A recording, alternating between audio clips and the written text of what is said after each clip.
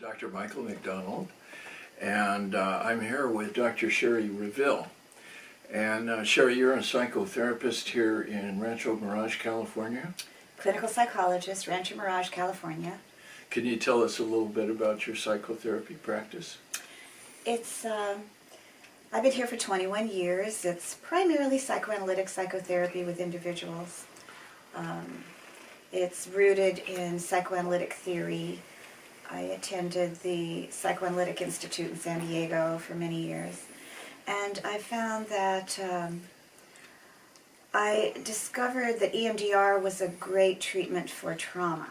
So I've basically specialized in trauma work over the last 20-some years.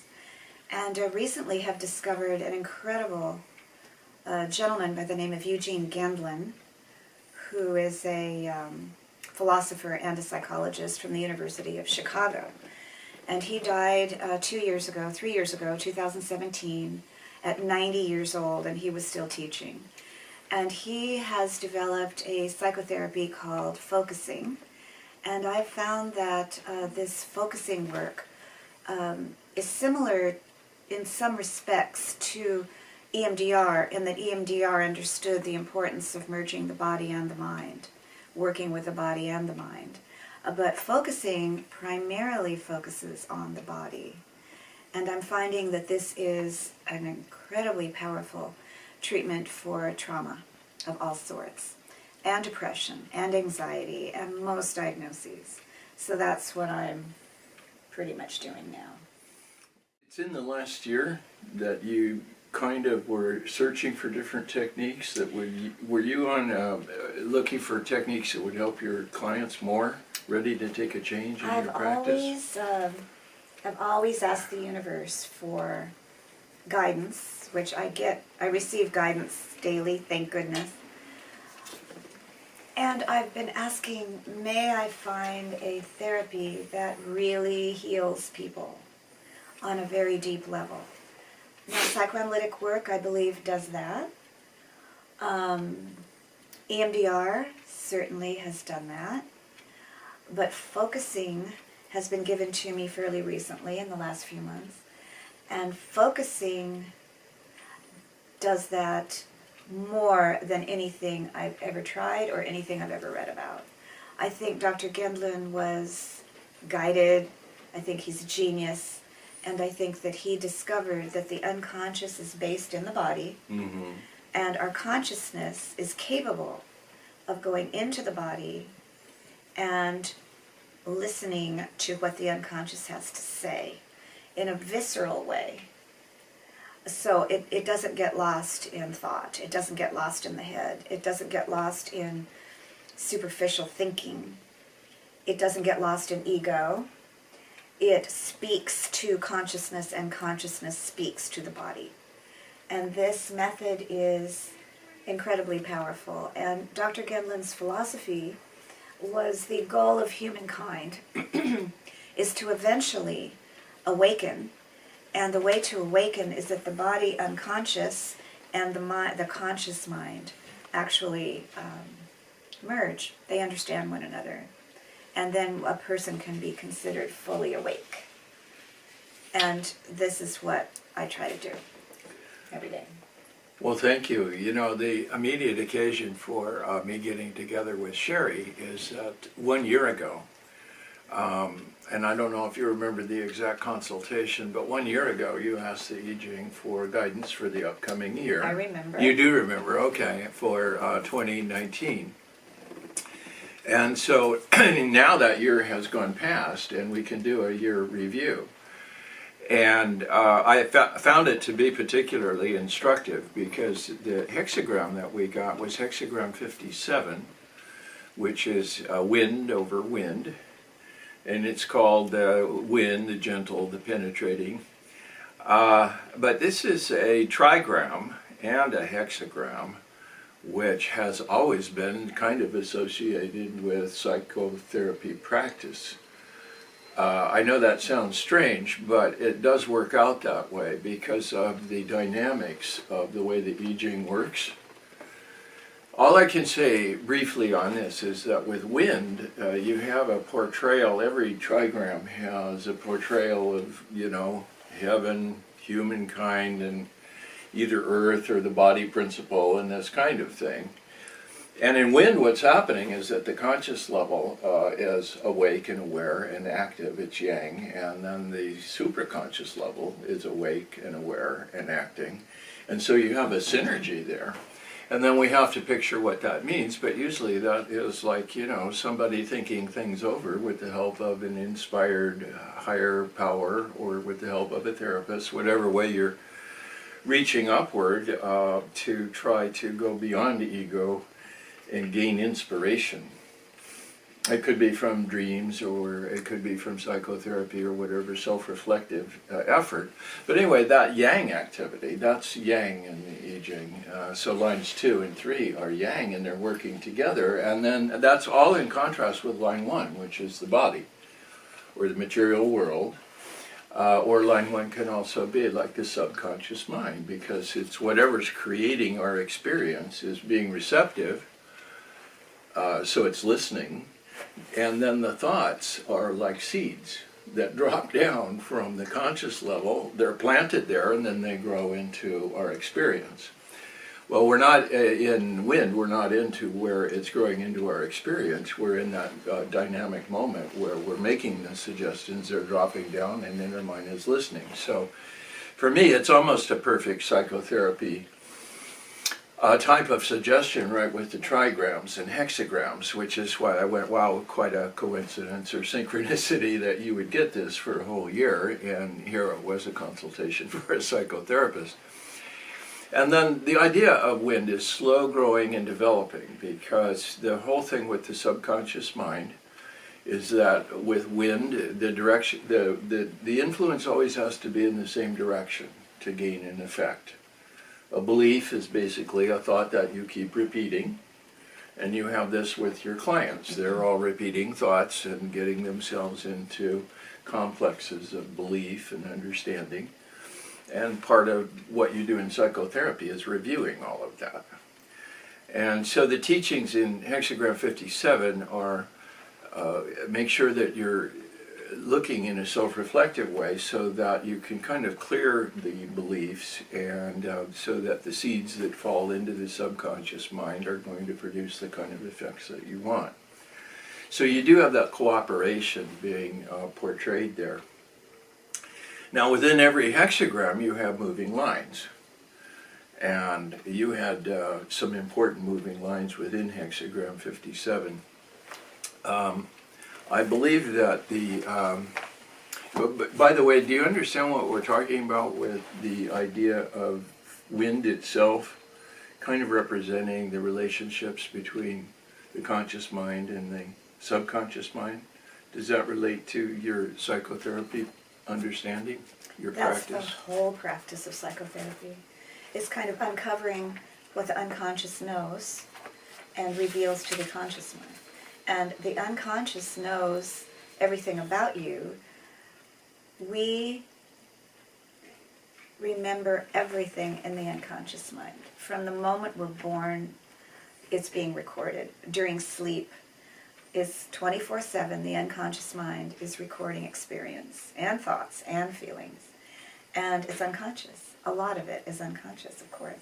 So the conscious mind is only aware of a very tiny percentage. And as the unconscious reveals itself to the conscious mind, the person becomes more self-aware. And I think this is the goal of every human being, to awaken to one's true nature. And one's true nature is consciousness. But the unconscious holds so much fear, so much ignorance, so many beliefs that aren't necessarily true, that the unconscious can really cause a lot of trouble. Right, so you have emotional upsets that come from negative feelings or negative interpretations. These were ideas sometimes that got to you by a traumatic incident when you were a child or whatever. Exactly. And Your parents had their own unconsciouses. They had their own behaviors. Right. They had their own punitive actions at times. So every human being finds themselves in the position of having their, in a way, been shaped by so many influences that they hardly understand, and yet can create moods and affect the present moment. Exactly. All right. So then you got this for the year that was just passed, and then you were during that year on a search for a new way to provide therapy, to help people deal with these moods, to gain messages really from inside that would lead directly to a good resolution in a short period of time. In other words, we're not going to get into the subconscious and like stir it up, increase those moods. What we want to do is have clarity. We want to understand. What's the resolution process like? Well, Freud thought that you could, by free associating and laying on a couch and Right. just saying whatever comes to mind, Freud thought that that would be the best way to uncover the unconscious. However, that takes a very long time. Right. EMDR came closer in that it would have you listen to your body, and you'd feel the trauma inside, and then you'd feel it, but EMDR did not stay with the body, I feel, long enough. Whereas focusing stays with the body the whole time. The body has the answers. So what you're doing is you're uncovering them. You're uncovering whatever fears, whatever beliefs, whatever misguided ideas that you've inherited from your life, from your world. And you can feel them and understand them, and the body will reveal them to you if you stay with it. And so then, that's the... I tried hypnosis this year. Yeah. And past life regression. And past life regression this year. I thought that was the path for me. And I studied with a very experienced hypnotherapist who is also spiritual and understood the importance of the high self, which is partially in the body. And her name was Pamela Chilton. It's like a level of vibration or a level of inspiration that you can achieve in your thought process as far as being linked to higher self. Right. By relaxing, you can... Right. Well, she would, through her hypnotherapy Through skill, hypnotherapy. She could ask the ego a question. She could ask the small self a question, the ego. She could ask the high self a question, which knows everything. It's the God part of it. Or she could ask the unconscious questions. And each entity could answer very differently because each entity holds different information. So I explored hypnotherapy and past life regression this past year in great depth. Her name is Pamela Chilton. She's an excellent psychotherapist. She's a hypnotherapist, and she is capable of taking people into their past lives and to communicate with their high self and their unconscious. I found it to be very fascinating, but I also found that it would take years and years of training and experience, and I already have experience with trauma work in EMDR, and focusing fits right in with that. So for this new year, focusing is going to be what I'm... Well, it sounds like you were on a journey of discovery. You had an active psychotherapy practice that was working, but you were going in new directions. I want people looking to for things to heal quick, better, deeper, quicker. You wanted to enhance your practice with a new approach. From the traditional treatments of hexagram 57, we have all of this drama almost portrayed of the creative imagination working with the conscious mind, and then this receptive inner mind, and how do we get these together? This is called penetration, by the way, and the seeds of the conscious mind penetrate into the subconscious mind. And then in Wilhelm Bain's, the traditional rendering of 3,000 years of Chinese thinking about this, he explicitly brings up psychotherapy, or the process of suggestion, really. Hypnotherapy is really what he had in mind, because it is in hypnotherapy that the suggestions are all very simple, and therefore you get that effect right away from the inner mind. The moving lines act like the tip of the spear, Okay, we had our general topic set up, and we've talked about it. General topic was psychotherapy, relationship between these levels of mind. And then the specific you got was penetration, 9 in the second place, penetration under the bed. Priests and magicians are used in great number, good fortune. And then the traditional text from Wilhelm says, at times one has to deal with hidden enemies, intangible influences that slink into dark corners, and from this hiding place affect people through suggestion. In instances like this, it's necessary to trace these things back to the most secret recesses in order to determine those nature of the influences. This is the task of the priests. It said priests and magicians are used in great number. So the priest does the analysis, and the removing the influence is the task of the magician. You see, this is Chinese thinking on it, but they're saying we have to both understand it and then we have to clear it. And what Michael's talking about is so perfectly connected to focusing, because the body speaks.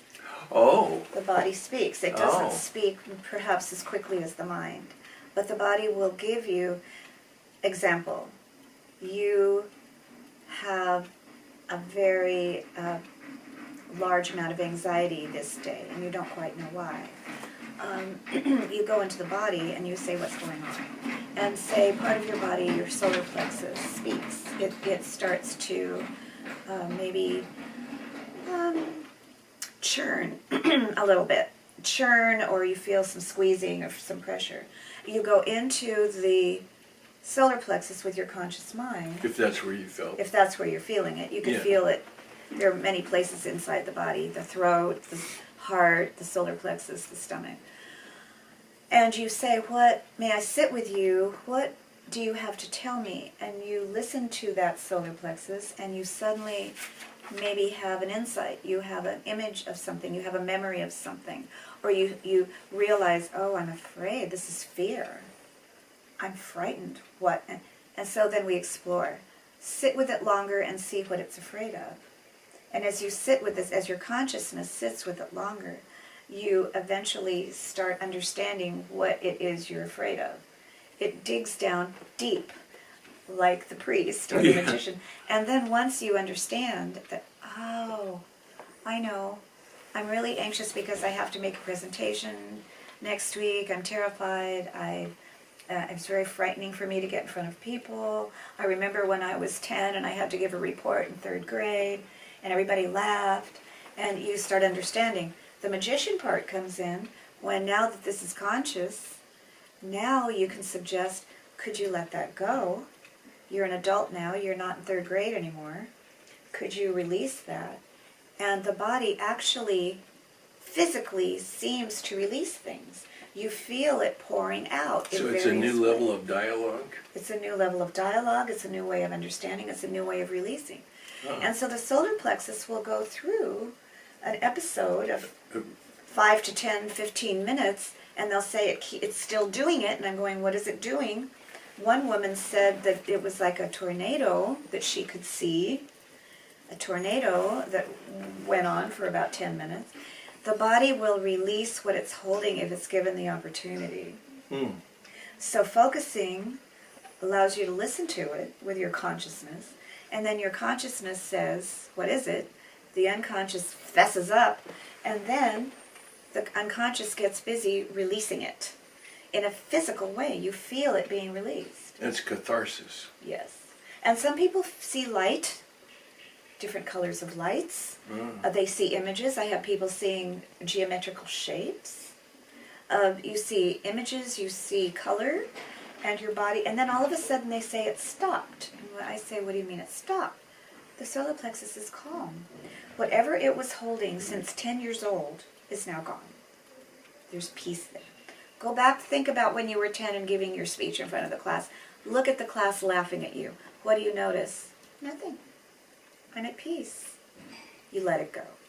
And you do this with everything your body is holding, because it's holding everything that's ever hurt you from the day you were born. All right, well, in our I Ching imagery, the dark clouds are these disruptive patterns of emotion, and then the wind disperses the clouds, and what was a rainy, sad day turns into a bright, sunshiny day. That's part of our imagery.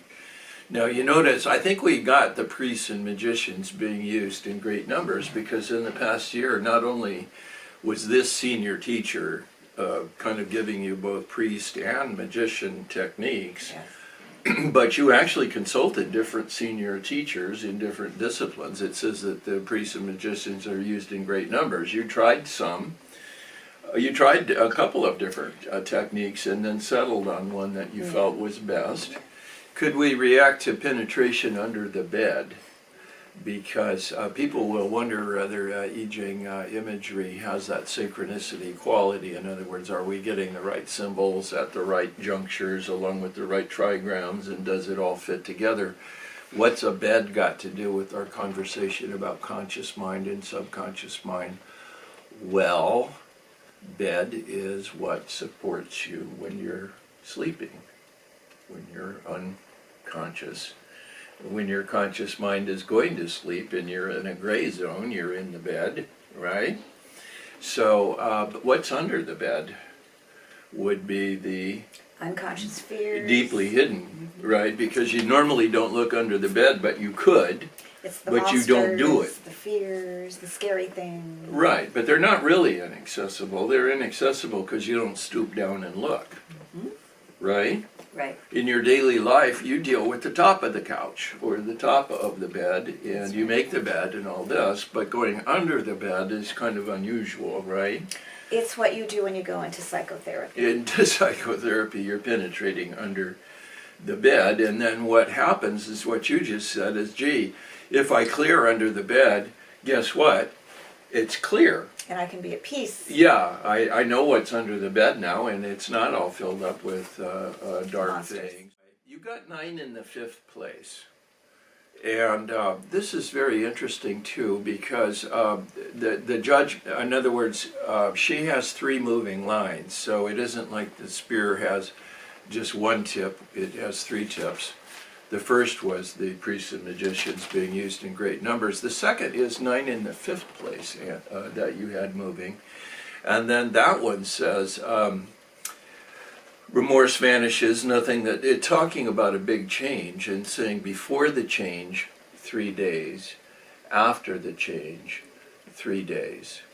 And again, to not get technical, but this is I Ching language for making a big change in life. The same thing occurs in a hexagram called work on what's been spoiled.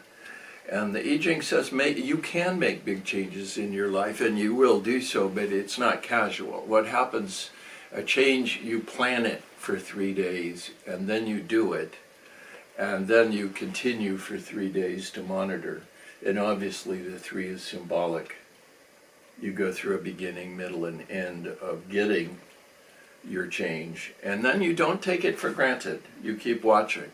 So it's saying that when we make large changes in our life, we do so carefully, before, during, and after, is what I get from it. So are you, in my case, do you think it's the change from Yeah, I think you found a whole new method and EMDR into trying the hypnotherapy and, Yeah. and then discovering, focusing, and moving into that? That's a big change. Yeah, it is. And then you were trying it with your different clients and getting a lot of feedback. Absolutely, with everyone. So that's the 3 days after. You made the change by carefully preparing for it, going out, seeing different experts, getting a feeling in your own life of what was working for you probably, because you were also undergoing the psychotherapy from the teachers. Right. Yeah, so it was a time of change for you. I what- didn't take on any psychotherapy from Pamela. Oh, you didn't? We still haven't worked on me yet. Oh, No, I would bring you were clients witness. to Pamela. Oh, I see. And Pamela, I would sit with them and record everything that was happening. And they would go into deep trance. And she would take them into past lives, and she would take them to their early childhoods. And it was remarkable. Remarkable. I'm still bringing my clients to her for some things, because there were people that were dealing with what I would call otherworldly creatures. Let's say, A malevolent type of yeah, influence? yeah. Some of them, for example, turned out to have another being or two actually living in their body with them. And in some cases it was family members, deceased family members. And in some cases it was, in one case it was the person's own past self-personality that was living in the body that didn't go to the other side after death. And these people were so burdened with these other beings, and she was able to release them. So hypnotherapy can do remarkable things, and she's quite good at it. So I'll continue bringing my clients to see her when I feel that something is beyond the scope of more traditional psychotherapy. And I would say focusing, it's not exactly traditional, but it doesn't use hypnotherapy. Well, that's a perfect introduction to the 9 at the top, which I wanted to discuss with you as well. You had 3 points of focus. We've talked about 2 of them. The 9 at the top was problematic when we, 1 year ago, were getting the symbols. We didn't understand this one and went, whoa, where will this go? Penetration under the bed. You have to be careful also in Wilhelm, because he's given you 3,000 years of Chinese interpretation, which is good.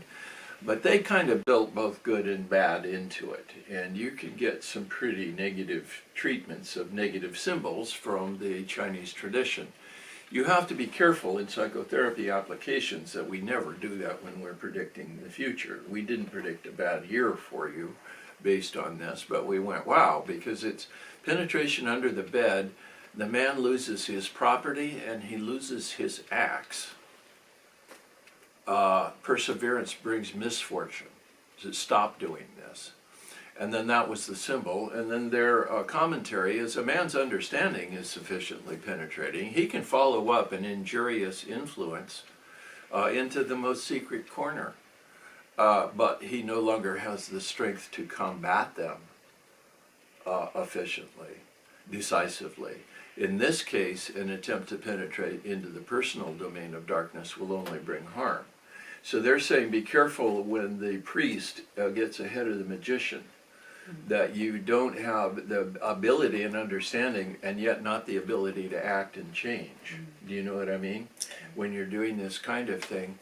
And then I had in my mind an interpretation as your year developed, and I saw what was happening with your practice, especially this past life regression, which you strongly considered and then decided to go the other way. But you did a long time with this, and The whole year. The whole year. And what I was saying is that when you are doing past life regression, you're inherently penetrating into an area where there's no axe. The axe is your ability to act, obviously, okay? An axe does what? It cuts, decide. That's my ability. Deciding is cutting. Incisors are the teeth that you cut with, okay? But anyway, deciding is cutting away. When you decide, you cut away all the possibilities except for the one that you want. Now, so the axe is your power to decide. And if you lose your axe with this penetration under the bed, you're penetrating into an area where you can't act. And that to me is one of the weaknesses of past life therapy. I don't mean that it's a fatal weakness. This is more like, to me, a description. But it's saying, look, you're into an area of life or penetrating understanding or something with a past life regression where whatever it is, if it's affecting you, you don't really have the ability to go back into that past life. Do you know what I mean? Yeah, And I make think things. that's a good interpretation. Yeah. You can know what happened in a past life, but there's nothing you can change about it. There's nothing you can really, it can inform maybe how you feel now, this life, but there's nothing you can really do. So don't get a sense of futility about it and go, oh God, I got stabbed in the stomach or something like that, and carry that into your present life. Is that what you're saying? I'm saying that you can't change what happened. Right. And so therefore you don't have an axe. You can look at it, I suppose. You can look at it and say, oh, well maybe that's why well, if you use the analogy of a knife in the stomach, maybe in this life you carry a little bit of fear whenever you get into any kind of a conflict situation. Because That's unreasonable. part of you can remember that And that, so therefore conflicts might make you very uncomfortable in this life. Well, that would be part of it too, is that it might be that you lost your axe in the past life. And that by viewing the past life, you get your axe back. Could be. Do you see what I'm saying? Yeah. That we're trying to recover that trapped aspect of willpower that is still stuck back in this previous situation. We want to wash it away and get our willpower back. Right. And if it got tangled up into some pattern that we don't quite understand, then let's untangle it. I think this is all this dirty stuff under the bed. You know what I mean? Penetration. And that's what probably most psychotherapies are dealing with. Yeah. The dirty stuff under the bed. When it says he loses his property and his axe, your property is the things that you own. So what's ownership? Is that when ego has identified with something and then that becomes my property? Mm-hmm. And so if you lose your property, that could be positive, do you think? Mm-hmm. And that may be a positive result would be that you lose your identification with that hidden part of yourself that you don't understand or something. Yeah, exactly. I just felt that became pretty rich when I put this symbol together with your year and we were thinking about all these topics of psychotherapy. Exactly. So we get line 6 of hexagram 57. It was a hexagram of the whole relationship between the different layers of the psyche. And then at line 6 we get this incredible thing. I think it's very suggestive of past life regression, pointing both to the benefits and the possible limitations, right? Right. Because the big deal is you can't act back there. Right. If it happened in the past, there's our big limitation. It happened in the past. And perhaps the best thing we can do with it is let go here, possibly, of what maybe we weren't able to let go of back there. And then that's our act of release. Or The release, the magician, the releasing. Yeah. Well, thank you. The whole idea in wind is, does the wind have the ability to come up and sweep away the dark clouds? And the idea with wind, it's related to air. And air is that clarity, you know, the clarity of mind and knowing who I am and feeling yourself to be integrated and whole. I would like to point out that wind is the trigram, not only of character growth, but of homecoming. And this is the whole focus of psychotherapy. People are trying to integrate and become a whole authentic person. And feel at home with themselves. And feel at home with themselves. Ah. The conscious mind understands and is connected to the unconscious mind. They come together, they understand one another, they clean out the fears, and the frequency moves up into more and more love and understanding. And that is the purpose of psychotherapy, as I see it. As we can't really conclude a year review without also realizing that when you change those 3 lines, it turns into a second hexagram. In other words, 57, it was your given hexagram, and then we had 3 points of focus within 57. When those lines change, the whole hexagram situation becomes a new deal. The idea being that, hey, I had this year, here was my situation, here's the changes that occurred, and here's where I ended up. In my derived hexagram, it can be like that, or it can be like the derived hexagram. Oh, it's like a billboard, you know. All of those themes, or let's really summarize it, or if we were to really reflect on the whole thing, what would we find? What did all that change end up doing or changing for you? And it was such a beautiful hexagram, and that's called modesty. And all I can say is that modesty, hexagram 15, is one of the most beautiful hexagrams in the Book of Changes as it was traditionally rendered. You have the trigram of mountain sitting inside on the lower trigram, and then the earth. There's a lot of receptivity there, mountain and earth. And normally you'd think, gosh, the mountain's going to be on top of the earth and it'll be all prominent and sticking up. But here the mountain, they said, no, I'll be under the earth. Modesty. I have these wonderful qualities, but it's very understated and beautiful. See, we have modesty or humility in the West kind of messed up because of the idea of mixing it with humiliation. or putting yourself low and saying, oh, I have no worth, I'm low, I'm nothing but a scum bucket, you know. That's not it at all. Modesty is, in the Chinese rendering, having a great quality and not bragging about it.